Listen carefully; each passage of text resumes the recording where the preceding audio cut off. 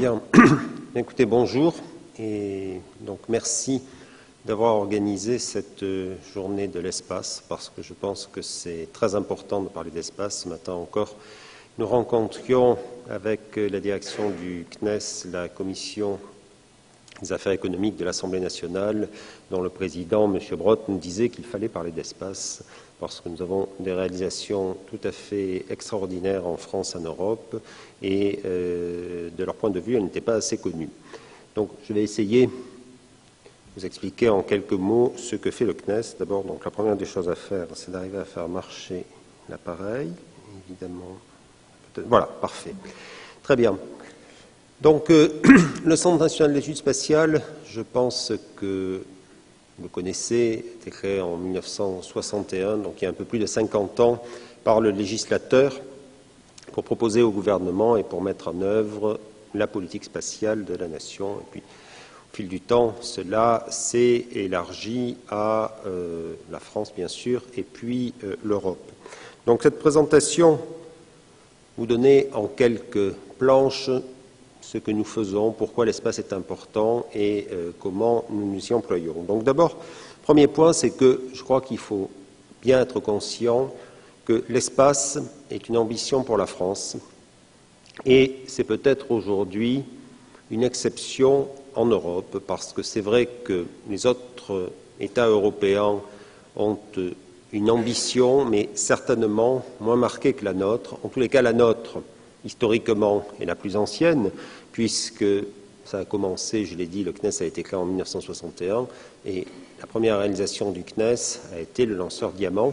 À l'époque, la France était la troisième puissance spatiale, puisque, vous vous en souvenez, l'Union soviétique avait commencé avec le lancement de Spoutnik en octobre 1957, les États-Unis avait emboîté le pas avec le lancement du premier satellite américain Pamplemousse. Et puis, nous sommes arrivés, donc, quelques années plus tard.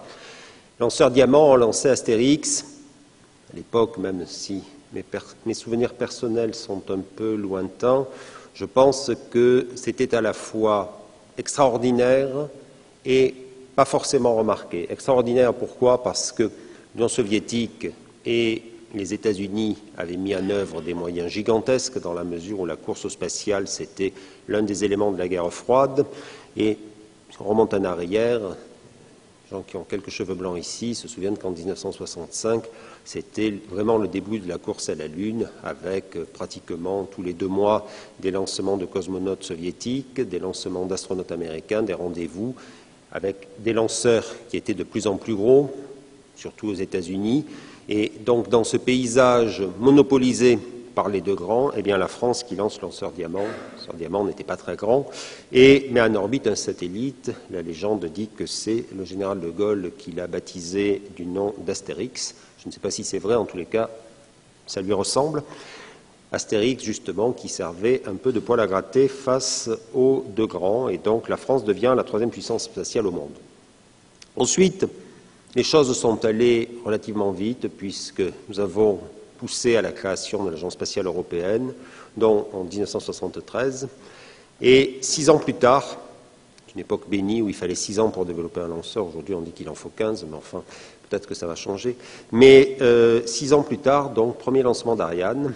Depuis, il y en a eu 215, le 216e est prévu de décembre. Et donc, premier lancement d'Ariane, que ça fasse joli dans la légende, c'était la nuit de Noël.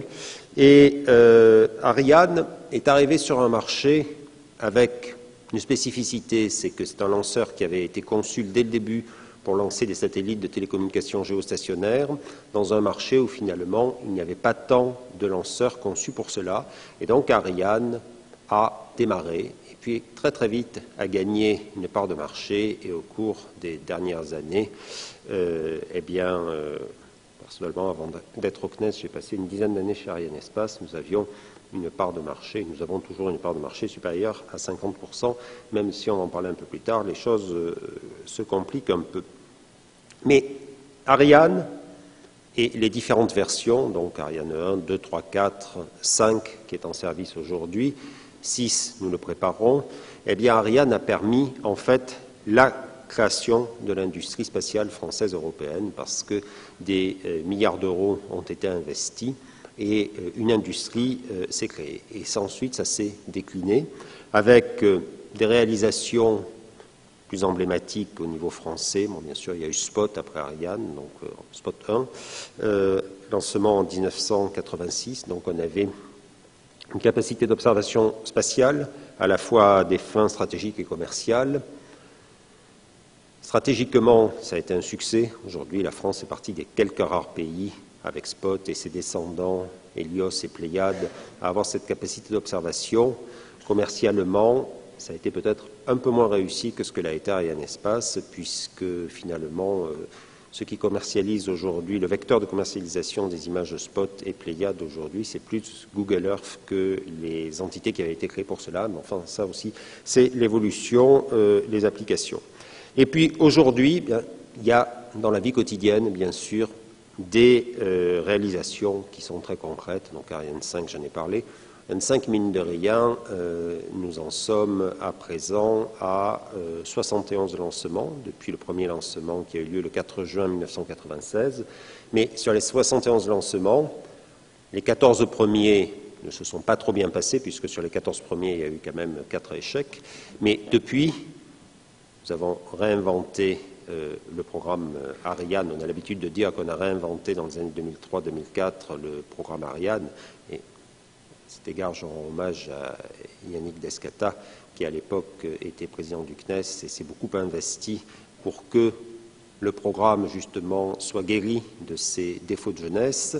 Et donc, depuis que nous l'avons réinventé, eh bien, 14 premiers lancements, 4 échecs, et ensuite nous en sommes à 57 succès d'affilée, ce qui est un record mondial, toute catégorie.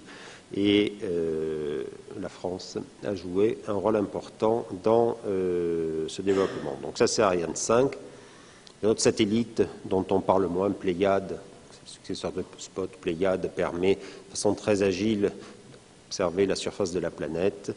Je parle de CORO aussi. CORO est un satellite français, un satellite du CNES qui a traqué, lorsqu'il a fonctionné pendant 5 ans, les exoplanètes. Les exoplanètes, c'est des planètes qui peuvent exister autour du Soleil. Le problème est que lorsqu'on les observe de loin, eh bien, on voit le Soleil, on ne voit pas la planète parce qu'on est ébloui. Et donc, il faut faire des instruments d'optique un peu sophistiqués, ce qu'on appelle un coronographe, qui permet d'occulter la lumière du Soleil pour voir à côté celle de la planète. Et donc, CORO a découvert beaucoup d'exoplanètes. Et là aussi, c'est une spécificité un peu française. Alors, dans ce contexte, je vous ai dit que le spatial Ambition pour la France, le CNES créé en 1961, un peu plus de 50 ans plus tard, je pense qu'on peut dire que le CNES est une référence incontestable. J'ai choisi de parler de quelques activités du CNES, pas de toutes bien sûr, mais qui me semblent tout à fait emblématiques. D'abord, on vit aujourd'hui dans un monde où on est forcément européen, et il y a une agence spatiale européenne qui regroupe à ce stade 20 États membres. C'est en gros les pays de l'Union européenne. On en enlève quelques-uns, on rajoute la Norvège et la Suisse, et puis on a les 20 États membres de l'agence spatiale européenne. Et nous mettons à peu près la moitié de notre budget chaque année dans l'agence spatiale européenne. Et donc, à ce titre, le CNES représente la France au Conseil de l'agence spatiale européenne, qui est l'instance dirigeante de l'agence. Le CNES représente aussi la France dans les instances internationales, et un point très important auquel je suis personnellement très attaché, il soutient l'industrie spatiale française à l'exportation. Ce point est particulièrement important parce que le spatial commercial n'est pas tout à fait commercial. C'est toujours des secteurs qui sont gouvernementaux, voire paragouvernementaux. Et lorsqu'on est en compétition, que ce soit pour vendre des satellites et des lancements ou des services à l'étranger, je peux vous dire que notre concurrent préféré, ce sont en général les États-Unis, et l'ambassade américaine, bien sûr, se mobilise. Et il est très important qu'à ce moment-là, en accompagnement à ce que font les industriels, le CNES, représentant l'État français, puisse aller rencontrer au moment opportun ses homologues locaux, et ça donne un coup de pouce. On l'a vu récemment dans des affaires que les industriels ont gagnées dans des pays un peu lointains. Je suis convaincu que c'est particulièrement important. Donc ça, c'est la deuxième vocation du CNES. La troisième, c'est que nous sommes actionnaires de référence dans plusieurs sociétés commerciales, dont bien sûr Arianespace. Donc nous sommes l'actionnaire de référence Arianespace, donc qui est la société chargée de commercialiser le lanceur Ariane. Le CNES, pour le présenter, aujourd'hui nous avons à peu près 2500 collaborateurs, 2444, répartis dans 4 centres. Donc le premier, c'est le Centre spatial de Toulouse, où traditionnellement, c'est là que sont conçus les systèmes orbitaux, c'est-à-dire les satellites. Aujourd'hui, beaucoup de R&D. J'ai l'habitude de dire que Toulouse, c'est le cœur du CNES, avec plus de 1700 collaborateurs. La direction des lanceurs, qui a passé beaucoup de temps à Évry et qui, depuis 2 ans, est installée à Paris, avenue Doménil. C'est un peu un mouvement qui va à l'inverse de ce qui se fait aujourd'hui. Les gens quittent plutôt le centre de Paris pour aller en banlieue. Là, on a fait le chemin inverse parce qu'on souhaitait se rapprocher de l'Agence spatiale européenne, dont la direction des lanceurs est justement installée dans le 12e arrondissement. Donc la direction des lanceurs qui développe les systèmes de lancement et qui aujourd'hui est au cœur de notre activité, puisqu'elle travaille sur Ariane 6, bien sûr. Le Centre spatial guyanais, d'où nous mettons en œuvre les lanceurs européens, et ce qu'on dit 267 collaborateurs, ce sont les collaborateurs du CNES, mais le Centre spatial guyanais, il y a aujourd'hui près de 1700 personnes qui y travaillent. C'est une véritable base spatiale avec des éléments industriels. On fabrique une partie d'Ariane 5 en Guyane, et le spatial en Guyane est particulièrement important puisqu'on considère qu'un emploi au Centre spatial guyanais induit à peu près 5 emplois dans le reste de la Guyane, avec une activité économique qui est constituée à peu près 15% qui vient du spatial. Donc l'espace en Guyane, ça veut dire beaucoup. Et puis bon, le dernier point, le siège qui se trouve dans le centre de Paris, où on élabore la politique spatiale. Donc ça, c'est le CNES. Et le CNES, il intervient sur 5 domaines d'intervention. Donc le premier, ça s'appelait l'accès à l'espace. On a décidé de le rebaptiser Ariane. C'est un peu comme, parce que Ariane aujourd'hui est un nom commun. C'est un peu comme un klaxon. Plus personne ne parle d'avertisseur sonore. On parle d'un klaxon. Ben, les gens ne parlent pas de lanceur, ils parlent d'Ariane. Moi, ce qui me frappe, c'est que au cadre familial, lorsqu'un enfant voit décoller une fusée, que ce soit un Proton russe, un Falcon américain, un H-2A japonais, en général, les enfants disent Ariane. Bon, très bien. Ça, c'est le premier domaine d'intervention du CNES, avoir une politique lanceur et donc garantir l'autonomie de l'accès à l'espace en assurant la compétitivité des lanceurs. Et c'est toute la problématique qui sous-tend le développement aujourd'hui d'Ariane 6, arriver à faire des lanceurs qui soient plus compétitifs. Deuxième domaine d'intervention, ce sont les sciences. Les sciences, c'est peut-être historiquement le premier secteur de l'activité spatiale, parce que lorsqu'on a commencé à développer des lanceurs, c'était essentiellement pour des raisons de souveraineté, mais il fallait trouver un bon prétexte pour le développer, et donc on disait qu'on allait faire de la science. Donc ça s'est décliné de façon différente. On a commencé à faire de l'astronomie, ensuite on a observé la Terre, des expériences de physiologie. C'est pour ça que l'histoire de l'astronautique est peuplée, la chienne Laïka avec les Russes, le rat Hector, le côté français, j'en passe et des meilleurs. Mais donc la science, c'est quand même un peu à l'origine de l'activité spatiale.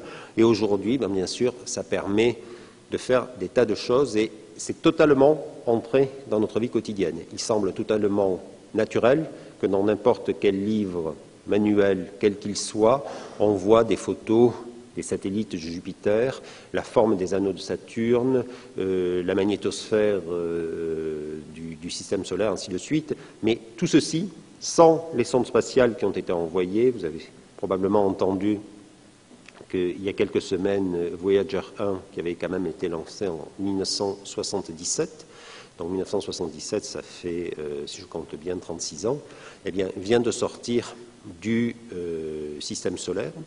Mais Voyager 1 a fait une moisson scientifique considérable.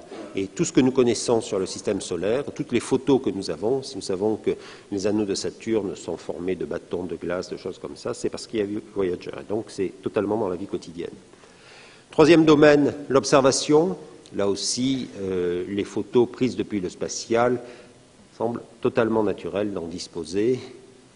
Je persuadé que nombre d'entre vous se sont baladés souvent sur Google Earth, et sur Google Earth, qui est une compilation de toutes les photos par satellite qui existent de par le monde, eh bien on peut se balader n'importe où. Si vous avez une maison, où que ce soit sur la planète, vous pouvez zoomer. Si vous allez à l'hôtel aux îles Maldives, avant d'y aller, vous pouvez zoomer sur l'endroit, vous voyez la piscine où vous irez vous baigner. Donc ça, c'est absolument extraordinaire. Et de la même façon, les enjeux stratégiques dont on parle sans arrêt, en gros, toutes les questions de géopolitique, lorsqu'on parle de ce qui se passe en Syrie, lorsqu'on parle de la campagne du Mali, lorsqu'on parle de toutes ces questions-là, les observations par satellite jouent un rôle majeur, bien sûr, parce que ça permet de savoir ce qui se passe. Quatrième domaine d'activité, les télécommunications. Numériquement, c'est le plus important. La plupart des satellites que nous lançons sont des satellites de télécommunications, avec là encore des applications. Plus tellement le point à point, ça, le point à point, c'était en 1962 les premières transmissions par Telstar, Plumeur-Boudou, mais c'est plutôt la télévision par satellite, parabole que vous avez sur les balcons, satellites, avec des nombres d'abonnés considérables et des sociétés commerciales qui ont eu un succès considérable aussi. Aux États-Unis, DirecTV, qui comme son nom l'indique, envoie la télévision directement par satellite, c'est 25 millions d'abonnés. Quand vous regardez le fait que chaque abonné paie $1000 d'abonnement annuel, eh bien 25 millions par 1000, c'est donc un chiffre d'affaires de 25 milliards de dollars. Donc ça a permis de créer des industries d'une taille gigantesque et ça se décline, donc la télévision directe, l'Internet par satellite. Récemment peut-être un article, je crois que c'était dans les Échos, où on parlait de la mamie du Cantal, entre guillemets, qui n'est pas connectée à Internet par la fibre, mais qui peut l'être par satellite grâce à KSAT qui a été lancé par Eutelsat. Et puis avec aussi des applications qui sont toujours des télécommunications, positionnement. Le GPS aujourd'hui, tout le monde trouve naturel d'avoir un GPS dans sa voiture. Aujourd'hui c'est un GPS américain, demain ça sera Galileo. Un GPS européen, et j'espère qu'après-demain, on dira que le GPS, c'est un Galileo américain, mais ça sera la preuve que Galileo a marché. Et puis la recherche et le sauvetage aussi, les balises Argos. Les gens qui font du bateau savent que s'ils ont un problème, ils peuvent déclencher leur balise Argos et on viendra les chercher. Puis la dernière des applications, le CNES est aussi très actif, c'est la défense, qui est un peu une compilation de tout ce que je viens de dire. Donc ça, ce sont les 5 domaines d'intervention du CNES qui occupent bien sûr nos collaborateurs, que ce soit à Paris, à Toulouse ou en Guyane. Si on parle d'argent maintenant, il y a 6 grandes puissances spatiales de par le monde, les États-Unis, la Russie, l'Europe, le Japon, l'Inde et la Chine. Mais en termes de budget, si je mets de côté la Chine, la Russie et l'Inde, avec lesquels il est difficile de faire des comparaisons, on voit que dans les pays où la main-d'œuvre est relativement coûteuse, c'est-à-dire les États-Unis, le Japon et la zone Europe, eh bien, en termes de budget annuel par habitant, la France est très bien placée avec 31 € par an et par habitant. Ce qui veut dire que chacun, nous payons 31 €, c'est à peu près 2 places de cinéma.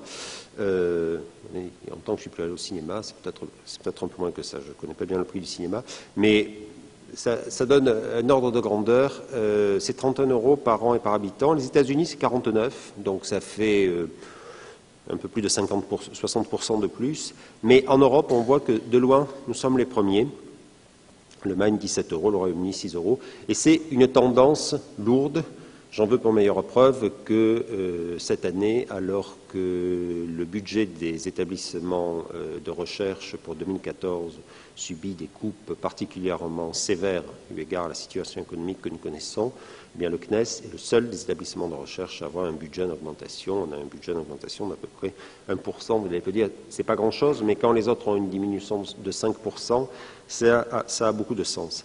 Et donc, en 2013, on avait un budget total d'un peu plus de 2 milliards, avec une subvention de l'État, vous le voyez, donc 799 millions d'euros, contribution à l'ESA, pour le national, 742 millions d'euros, et ensuite quelques autres ressources. Donc, c'est quand même tout à fait conséquent, et ces 2 milliards d'euros qui sont diffusés chaque année pour les industriels, parce qu'il y a à peu près 80% de l'argent du budget du CNES qui part dans l'industrie et qui permet donc de développer une industrie spatiale en Europe et en particulier qui permet de développer une industrie spatiale en support à l'activité commerciale. Ensuite, il y a un effet démultiplicateur avec le succès commercial. Donc l'Europe, j'en parlais. Essentiellement, nous travaillons avec l'Agence spatiale européenne, donc je vous l'ai dit, 20 États membres, 2200 collaborateurs, 6 centres d'excellence un peu partout en Europe.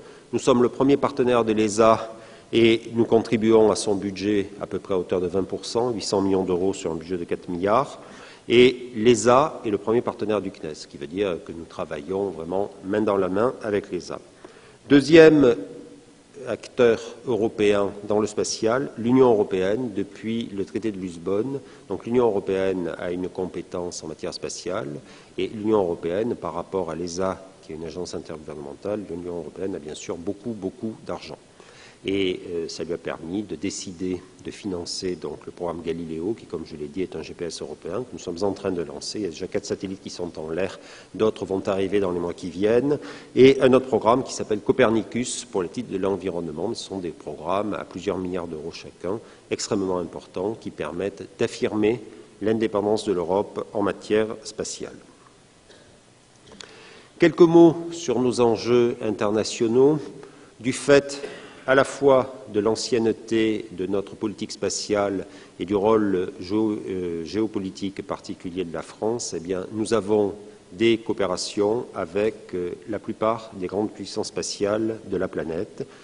La première, bien sûr, ce sont les États-Unis, océanographie depuis plus de 20 ans, avec des projets très importants, sauvetage. Étude de Mars, il ne vous a sans doute pas échappé que l'année dernière, le 6 août, la NASA a déposé à la surface de Mars le robot Curiosity. Eh bien, les 2 principaux instruments de Curiosity ont été fabriqués au Centre spatial de Toulouse, donc c'est CamCam et SAM. CamCam est tout à fait remarquable puisque c'est un instrument, il y a un laser. Avec ce laser, on tire sur des cibles du sol de Mars. Comme le laser est très puissant, ça vaporise localement le matériau. Et il y a derrière un spectroscope qui analyse la vapeur de matériaux, donc la vapeur de roche, et qui, à partir de là, en déduit la composition. Donc CamCam est au cœur de Curiosity. Avec la Russie, on travaille plutôt dans le domaine des lanceurs. On a construit un pas de tir de Soyouz en Guyane, qu'on exploite à côté de celui d'Ariane. Pourquoi un pas de tir Soyouz? Parce qu'Ariane est un gros lanceur, typiquement 700 tonnes au décollage, 10 tonnes en orbite de transfert géostationnaire. Soyouz, c'est 300 tonnes de décollage et un peu plus de 3 tonnes en orbite de transfert géostationnaire. Donc c'est un lanceur moyen.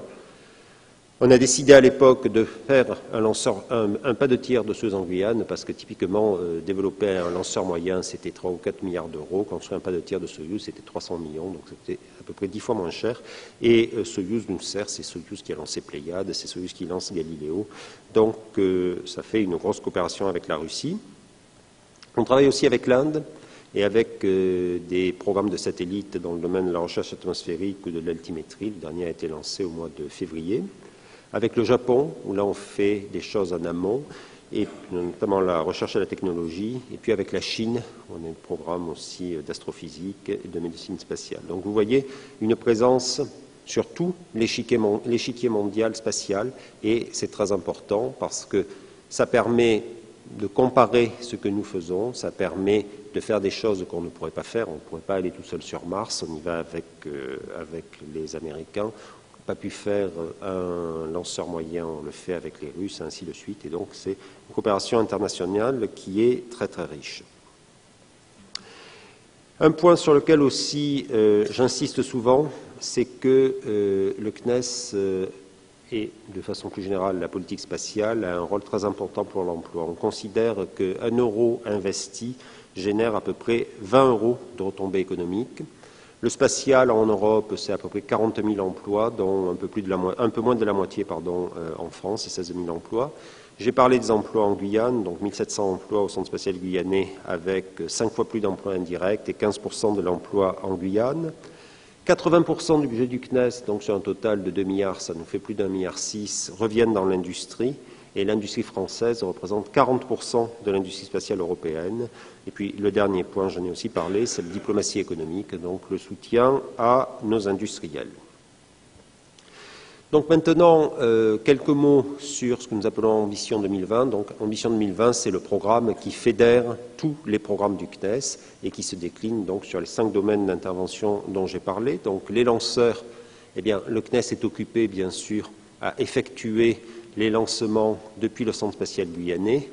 Ariane Espace, comme je vous ai dit, commercialise ces lancements sur Ariane, Soyouz et Vega, mais ensuite, au Centre spatial guyanais, eh bien, le CNES traite les satellites. Donc, lorsque les satellites arrivent, il faut les préparer dans les salles blanches du CNES. Le CNES est chargé de la base spatiale, c'est-à-dire tout ce qui a trait au fonctionnement de la base, la sécurité, des choses comme ça. Et puis, lorsque le lanceur est prêt, eh bien, le CNES fait le lancement, ce qui veut dire que pour ceux d'entre vous qui regardent sur Internet les retransmissions des lancements, le directeur des opérations, celui qui égrène le compte à rebours, c'est quelqu'un du CNES et c'est le directeur du Centre spatial guyanais qui donne l'ordre de lancement. Donc nous avons ces lancements qui nous occupent. L'année dernière, nous en avons fait 10. Cette année, si tout va bien, nous en ferons 8. Nous avons à Toulouse des compétences pour la mise à poste des systèmes complexes. On met à poste sur leur orbite les satellites Galiléo. On met à poste, on accroche à la Station spatiale internationale l'ATV, qui est un très gros cargo que lance Ariane. Nous adaptons de façon continue Ariane 5 et bien sûr, le sujet que nous avons devant nous, vous avez d'ailleurs une photographie, enfin une vue d'artiste de ce que sera Ariane 6, c'est le développement d'Ariane 6. Et tout à l'heure, M. Biot a rendu hommage à notre ministre de tutelle, Geneviève Fioraso, et nous avons la chance d'avoir une ministre qui, dès son arrivée, s'est attelée avec beaucoup de courage à la compréhension du secteur spatial et a fait décider à nos partenaires européens l'année dernière à la conférence de Naples au mois de novembre, donc d'engager le développement d'Ariane 6. C'est une décision dont on dira dans quelques années qu'elle a sauvé l'Europe spatiale. On ne s'en rend pas encore compte aujourd'hui, on ne se rend pas compte de la portée de cette décision, mais ce secteur est un secteur où les constantes de temps sont très longues, et si on ne prend pas les décisions à temps, parfois en étant précurseur, eh bien ensuite on est durablement en difficulté. À cet égard, je rappellerai que lorsque Ariane 5 a été décidée, Ariane 5 a été décidée en 85 et en 87, alors qu'Ariane 4 n'a fait son premier lancement que le 15 juin 1988. Donc aujourd'hui, décider Ariane 6, alors que nous avons derrière nous, comme je vous l'ai dit, 71 lancements d'Ariane 5, c'est déjà bien tard, mais une fois encore, je remercie notre ministre d'avoir pris cette décision et donc d'avoir donné ce nouvel élan à l'Europe spatiale. Donc ça, c'est pour les lanceurs. Sur les sciences, eh bien, il y a des résultats formidables. Vous avez vu probablement le résultat de Planck, la naissance de l'univers, les opérations sur Mars, j'en ai parlé, puis des choses que nous avons devant nous. Nous avons lancé en 2004 Rosetta, qui est en route depuis 2004, donc 10 ans, vers la comète Churyumov-Gerasimenko, et Rosetta va atteindre cette comète le 12 novembre de l'année prochaine, 2014. Et si tout va bien, Rosetta, c'est un satellite, périple de 10 ans avec des trajectoires avec de l'assistance gravitationnelle dans les différents objets du système solaire. Donc si tout va bien, dans 10 ans, aux abords du noyau de la comète, à 3 unités astronomiques de la Terre, donc 3 fois la distance entre la Terre et le Soleil, Rosetta va se séparer d'un petit atterrisseur qui s'appelle Philae, qui va aller se poser sur le noyau de la comète et là prendre des photos et faire des analyses in situ. Si ça marche, la fiction, plutôt la réalité va dépasser la fiction. Ça sera quelque chose d'extraordinaire. Donc moi j'attends avec impatience, notez cette date, 12 novembre 2014. Si ça marche, je peux vous dire qu'on parlera de Rosetta et de Philae. Donc ça c'est la science spatiale, ça permet de voir des choses. Aujourd'hui, la technologie est telle que pour les amateurs de science-fiction, si vous avez lu les livres d'Arthur Clarke qui sont parus dans les années 60, on ressent parfois de l'émotion lorsqu'on voit ce qui se passe en réalité. Il y a quelques années, une sonde de l'Agence spatiale européenne, plutôt un atterrisseur qui s'appelait Huygens, était embarqué sur la sonde Cassini et Huygens s'est posé sur Titan, un des satellites de Saturne, et lorsque Huygens s'est posé, eh bien, il y a un paysage, cette photo dans mon bureau, vous avez des océans d'hydrocarbures avec des îles de méthane gelées. Absolument extraordinaire. Quand vous voyez ça en direct, quand ça arrive depuis le confin du système solaire, c'est remarquable. Mais donc Rosetta, Ça va être un grand moment de sciences spatiales. D'ici là, le 20 novembre, on va lancer Gaïa. Gaïa, ça va faire une carte du ciel. Alors, on l'avait déjà fait il y a 25 ans, ça s'appelait Hipparcos. J'en parle avec une certaine émotion parce que c'était mon sujet de thèse. Et à l'époque, on était très fiers parce qu'on disait qu'avec Hipparcos, on allait observer un petit poids à Lille vu de Marseille. Quand même, précision assez grande. Et là, on transforme l'essai puisque Gaïa va observer non pas un petit poids à Lille vu de Marseille, mais le quart d'un cheveu, de l'épaisseur d'un cheveu, toujours à Lille, toujours vu de Marseille. Donc ça va nous donner une idée du progrès qu'on a fait. Et alors, mettre les étoiles sur la voûte céleste avec une très grande précision, c'est fondamental pour notre connaissance de l'univers, cosmogonie, cosmologie, astrométrie. Et donc ça, c'est 20 novembre. Là aussi, à vos écrans, je crois que c'est à 6h du matin en Guyane, donc à 10h du matin en métropole, lancement de Gaïa par Soyouz depuis la Guyane. Donc vous voyez, les sciences, il y a de quoi en parler à longueur de temps, on ne s'en lasse jamais. L'observation, je vous ai parlé de ce qu'on fait avec nos amis indiens. On fait des choses aussi extraordinaires pour la météorologie. On a lancé des instruments YASI sur METOP, et donc YASI, ça permet de faire de la prévision météorologique à 72 heures.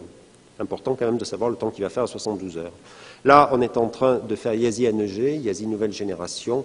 On va passer de 72 à 100, 110 heures, qui permettra d'avoir encore une meilleure prévision météo, donc ça peut être utile.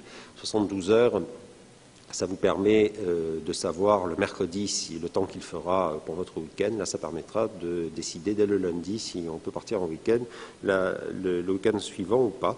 Bon, évidemment, il y a tas d'autres applications que ces applications un peu ludiques. On va aussi lancer SWOT pour la gestion de l'eau. L'eau douce, c'est probablement l'un des principaux enjeux du siècle à venir.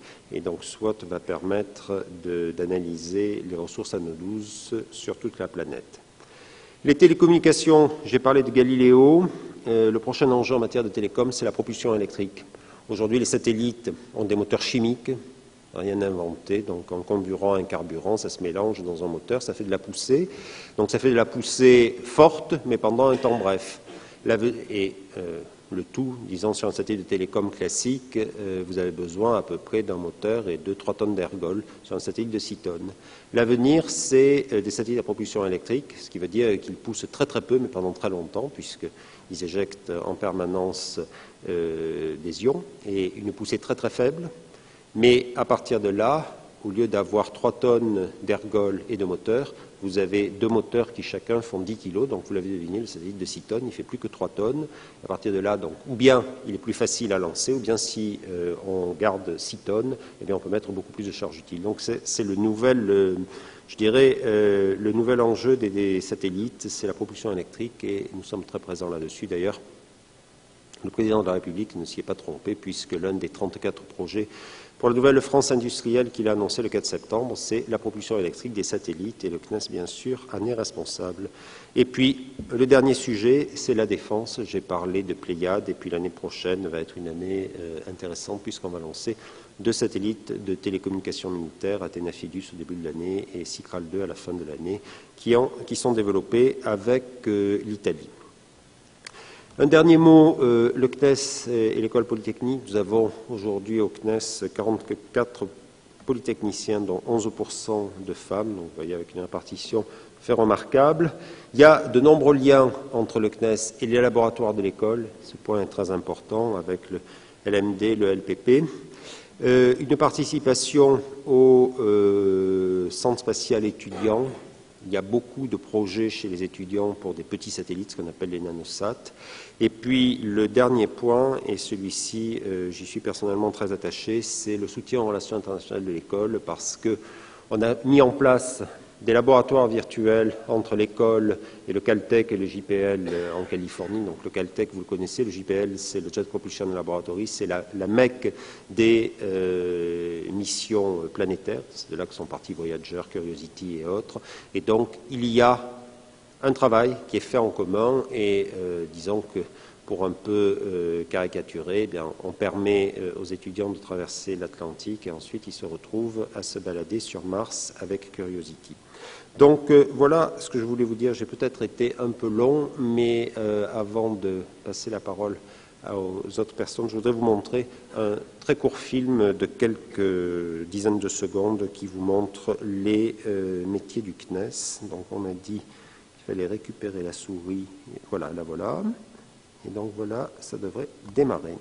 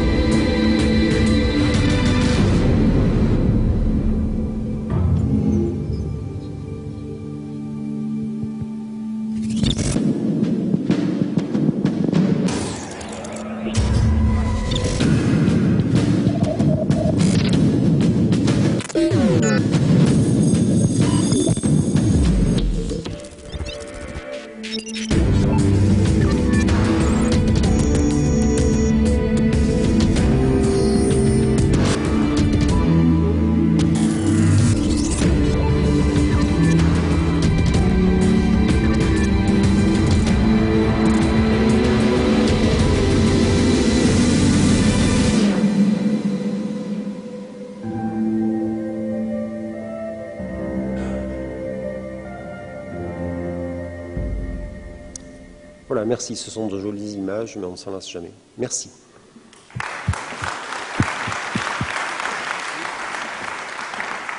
Vous avez le temps. Bon, merci Jean-Yves de nous avoir livré votre ambition pour le CNES. Je sais que vous devez nous quitter assez rapidement pour aller vers d'autres obligations, mais peut-être avez-vous le temps de répondre à une ou deux questions avant de nous quitter. Qui souhaite intervenir? Alors, je vais peut-être poser une question. Ah, il y a une question.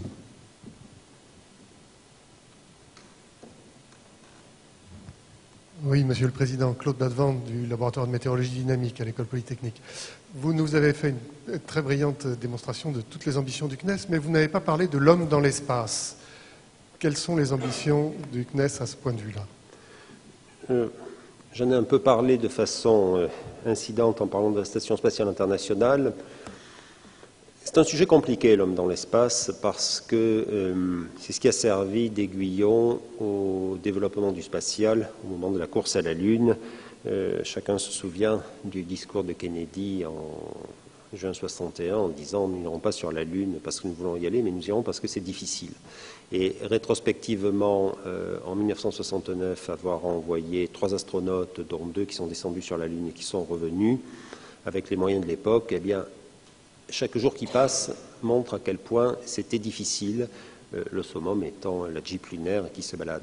Bon, très bien. Cela dit, ça a très très vite perdu de son intérêt, puisque je rappelle que autant il y avait des millions de personnes pour le lancement d'Apollo 11 en juillet 69, autant pour le dernier lancement d'Apollo 17, juste 3 ans plus tard, les gens en Floride avaient fait une pétition parce que ça allait faire le lancement allait faire du bruit alors qu'il y avait un match de baseball. Bon, très bien. Donc il n'y avait plus aucun intérêt. Et ensuite il y a eu un regain d'intérêt avec la navette. Et puis maintenant nous avons une station spatiale qui a coûté très cher, un projet à peu près coopératif à 100 milliards de dollars, qui est habité en permanence par 3 à 6 astronautes. Mais lorsqu'on se projette sur l'avenir, il y a un vrai débat parce que les pays développés ne voient pas l'intérêt de continuer à faire de l'homme dans l'espace et le voient d'autant moins que les robots font beaucoup mieux et beaucoup moins cher. Curiosity sur Mars, vous allez au centre de contrôle du JPL, il y a quand même de jeunes ingénieurs qui sont avec un joystick et qui se baladent à la surface de Mars. C'est encore mieux qu'un jeu vidéo, mais typiquement on considère qu'une mission martienne, si tant est qu'elle soit possible, c'est 100 ou 200 milliards de dollars pour envoyer des gens sur Mars. Pour ma part, quelques doutes. Je pense qu'il faudra des ruptures technologiques parce que j'ai du mal à imaginer qu'on puisse mettre dans l'équivalent d'une Fiat 500 ou d'une Renault Twingo 3 personnes pendant 2 ans, quand même un peu à l'étroit. Mais donc on voit qu'il y a un manque d'appétence pour ce genre de choses. Alors aujourd'hui, il y a la station. Nous sommes partie prenante de la station. La question qui est posée, c'est quid de l'avenir de la station au-delà de 2020-2028.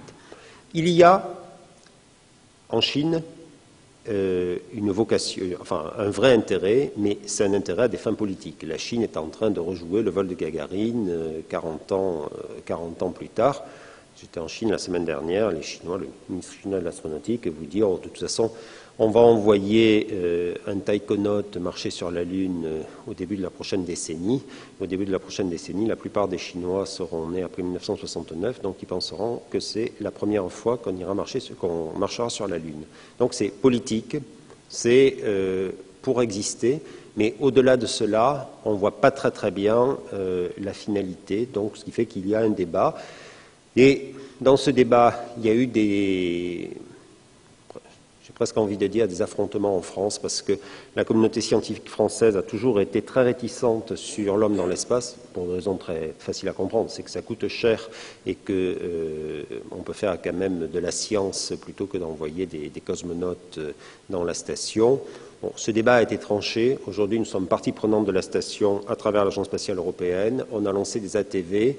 Maintenant, à la question « quid de l'homme dans l'espace au-delà de la station ?», c'est très difficile de répondre. À mon avis, ça le sera d'autant plus que les robots feront de plus en plus de progrès et donc apporteront des réponses beaucoup plus faciles que des hommes. Quand on vous explique qu'on pourrait retourner coloniser la Lune, c'est tout de suite des dizaines de milliards de dollars et avec un intérêt in fine qui n'est pas évident. Donc c'est un sujet qui est un peu compliqué.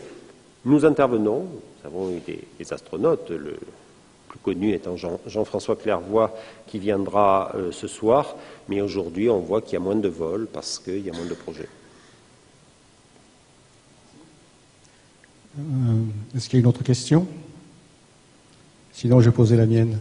Vous nous avez parlé tout à l'heure du soutien très fort de la ministre Geneviève Razo au lancement, dans le processus décisionnel pour lancer Ariane 6. Lors des jours qui ont suivi Ariane 6, un certain nombre de voix se sont élevées pour souligner le manque d'ambition technique ou les choix un peu conservatifs qui ont été faits sur le projet. Est-ce que vous pouvez nous rassurer qu'il y aura bien des beaux projets, des beaux défis scientifiques et techniques pour le projet Ariane 6? Il y a toujours des défis scientifiques, mais tout dépend de la finalité qu'on leur assigne. Aujourd'hui, faire un lanceur fiable et pas cher, c'est beaucoup plus compliqué que de faire un lanceur fiable sans objectif de coût. Et c'est vrai pour les lanceurs, c'est vrai dans tous les domaines de l'économie. Ariane 5, on a l'habitude de dire que le développement d'Ariane 5 a été technology driven, ce qui veut dire que à l'époque, le slogan qu'on avait inventé, c'était sur le papier à lettres, c'était Ariane 5, un formidable moteur de développement technologique pour l'Europe. Donc on a investi 10 milliards d'euros, on a créé une industrie, et la question de savoir combien allait coûter un lancement n'était pas une question extrêmement importante. Il fallait que ça marche bien, que ça ait de la perfo, ainsi de suite. Bon, aujourd'hui, pour Ariane 6, le problème qui est posé, c'est faire un lanceur pas cher, parce que nous sommes en compétition soit avec des lanceurs venant de pays émergents, où la main-d'œuvre est à coût très bas, la Russie, l'Inde, la Chine, bien sûr, soit avec des lanceurs américains qui bénéficient d'un effort de R&D considérable, financé par le gouvernement américain, mais qui néanmoins font des choses pas chères. Le lanceur de SpaceX, dont on parle beaucoup en ce moment, qui a fait son premier vol dimanche soir, est un lanceur qui utilise une technologie d'il y a 50 ans.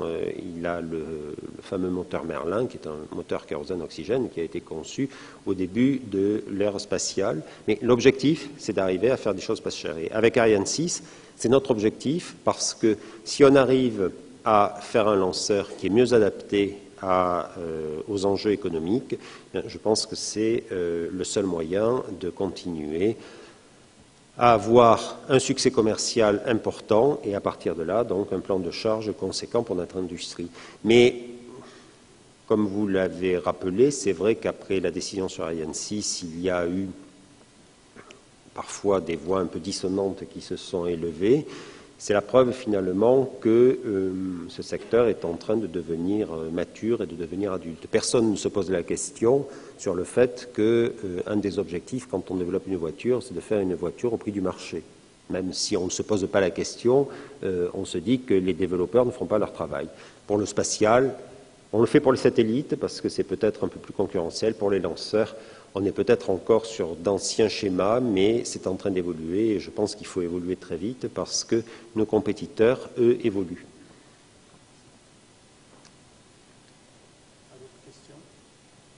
Une question ? Bonjour, François Ruti, cofondateur de la start-up Luna qui expose là-bas. Dans le grand hall, nous travaillons dans le domaine de la simulation numérique. Je voulais poser une question par rapport au domaine de la formation dans le spatial notamment. Au cours de mes études, j'ai eu l'occasion avec des amis de fabriquer un modèle de moteur fusée hybride, un petit modèle. On vous entend très mal. Pardon. Au cours de mes études, j'ai eu l'occasion avec des amis de faire un projet, de travailler sur un projet de moteur fusée hybride pour le défi aérospatial étudiant que vous connaissez peut-être. Oui, oui. Et nous avions beaucoup de difficultés à nous approvisionner, notamment en protoxyde d'azote, en poudre pour démarrer la combustion. Et on voyait à côté nos collègues dans le désert de Mojave américain qui arrivaient à faire des lancements assez complexes sans beaucoup de régulation pour les en empêcher. Et nous avions eu beaucoup de problèmes réglementaires en France pour travailler sur ce projet, à tel point qu'au final, nous étions dans l'illégalité la plus totale pour faire nos projets. Et on avait essayé de voir un peu ce qui pouvait être fait avec le CNES pour des programmes un peu d'accompagnement, de création de projets étudiants. Et c'était extrêmement réglementé et nous avons trouvé ça assez embêtant du point de vue de notre projet puisque ça ne correspondait pas un peu aux critères et aux délais que nous avions. Et donc ma question est la suivante. Aujourd'hui on voit que quand même dans pas mal d'universités américaines, il y a beaucoup plus de liberté d'action qui est laissée aux étudiants. Quand nous n'avions même pas accès aux tours à métaux de notre laboratoire puisque nous n'avions pas de décharge avec les assurances. Et donc est-ce que vous avez une position par rapport à cet aspect un peu très encadré en France des projets étudiants, peut-être trop. Quelle est votre opinion par rapport à ça et surtout par rapport à ce qui se fait aux États-Unis? Je connais bien le sujet dont vous parlez et je pourrais compléter ce que vous dites. Vous dites que dans les universités américaines, il y a beaucoup plus de liberté d'accès à ce genre de projet. Il y a aussi beaucoup plus de gens qui ont des accidents très graves. C'est un fait. Le spatial, c'est quand même une fusée, c'est jamais qu'une explosion contrôlée, qu'on essaie de faire en sorte que ça n'explose pas, mais que quand même ça fonctionne. Et c'est pour cela que le CNES a mis en place un service qui conduit à ce que chaque année, nous avons le C-Space, c'est-à-dire un rassemblement de jeunes ingénieurs qui a lieu donc à Biscarrosse, dans un établissement de la DGA, où les gens lancent des fusées, mais ça se fait pour qu'il y ait un respect de la sécurité. Je peux vous dire, parce que j'ai passé il y a de nombreuses années, je fais une partie de ma thèse aux États-Unis, c'est vrai qu'on s'amusait à lancer des fusées en faisant n'importe quoi. C'est vrai aussi qu'un jour, il y a quelqu'un qui a eu un grave accident, donc il faut faire attention. Donc c'est encadré.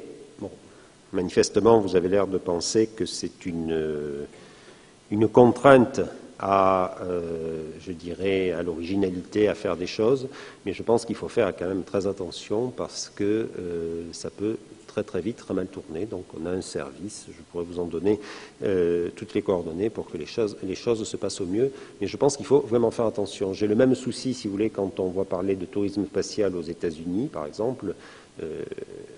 Virgin fait la une des gazettes en expliquant qu'il va envoyer des touristes dans l'espace. En fait, c'est pas dans l'espace, c'est-à-dire on se met sur un avion qui a un moteur hybride, justement, comme vous disiez, avec de la poudre et un carburant. Donc, le truc va faire une chandelle, va monter à 100 km et puis va redescendre. Mais aujourd'hui, même aux États-Unis, ils ont beaucoup de mal à avoir le certificat de navigabilité de l'avion, parce que la FAA, quand même, met le haut là, et donc ils sont en train d'envisager de déplacer leur centre de lancement du Nouveau-Mexique aux Émirats arabes, où manifestement les gens seront peut-être un peu plus compréhensifs, tant qu'il n'y a pas eu d'accident. Donc il faut faire attention, mais on met en place un certain nombre de mesures pour que quand même ça ne bride pas l'imagination, mais je le répète, il faut faire attention parce que ça peut très vite mal tourner. Merci encore et nous vous remercions de nous avoir honorés de votre présence pour cette journée d'espace à l'École Polytechnique. Merci à vous.